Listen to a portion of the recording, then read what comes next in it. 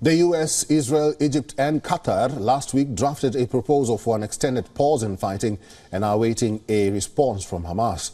The only truce so far lasted a week in late November last year.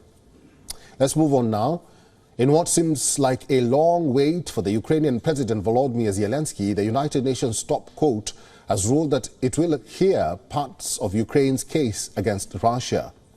The case argues that Moscow has pressed, quote-unquote, baseless allegations of genocide on Kyiv to justify its February 2022 invasion. However, the ICJ has made clear that it will not address whether or not the Russian invasion violated the 1948 Genocide Convention. The case is rather set to investigate if Ukraine did commit a genocide in eastern Ukraine, an area which the court said falls under its jurisdiction. Now, just to remind you, during the February 2022 invasion, Russia claimed that its supporters in eastern Ukraine were faced with genocide.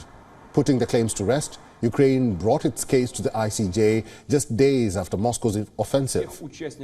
Ukraine claimed that by using genocide as a pretext for invasion, Russia had violated the 1948 Genocide Convention.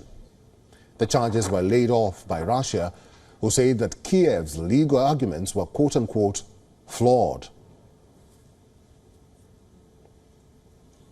WION is now available in your country. Download the app now and get all the news on the move.